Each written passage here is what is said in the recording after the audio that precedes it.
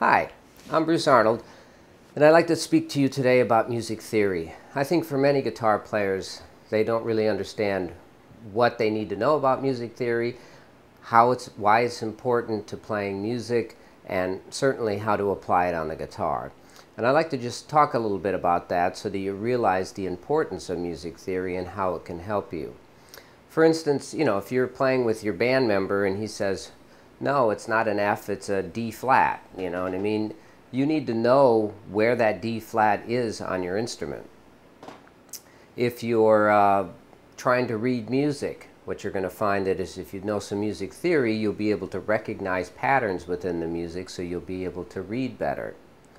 If you're doing ear training, if you hear a note and it sounds like the fifth, and you know you're in the key of G flat, well, you need to know that the fifth is D flat.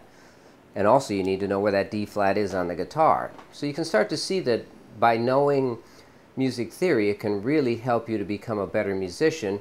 And the other thing is when musicians communicate with each other, they don't just point to notes on the guitar and say, play that, play that. They say, okay, it's a G flat triad going to a B triad. You need to know what those notes are and where they are. If they say, no, play F sharp, G sharp, and A sharp, you need to know where those notes are. So that's another reason to know music theory.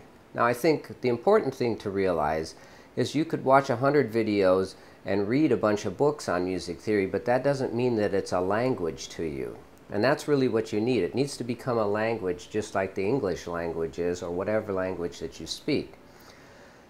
So to do that, you need to do exercises to get yourself to the point where, if somebody says, what's the flat six of G flat, you can say, oh, it's D.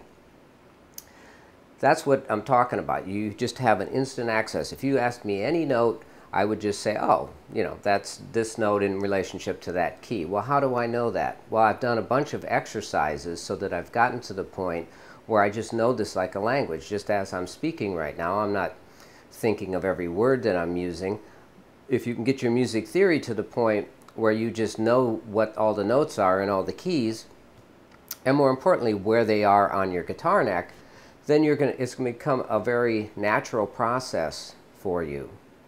Now in a moment here, I'm going to recommend some books for you that you can use to help you get to this point where it's a natural language for you. But keep that in mind that, music theory is really something that you have to work on, and also you have to apply directly to your instrument. And that's been one of the downfalls that I've found in books, is that they don't give you exercises to apply it directly to your instrument.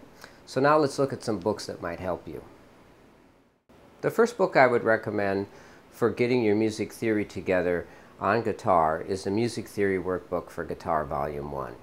This book will really help you to be able to not only learn about music theory, but apply it directly to the guitar. There's 2 volumes in this. The first volume covers building chords, and the second volume covers being able to play scales in every key and knowing what the notes are.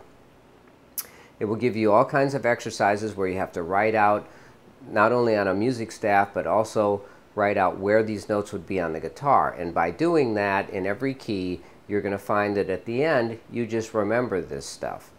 And then it becomes like another language to you. So check out those books, follow the link on the website, and look for Music Theory Workbook Volume 1 and Volume 2.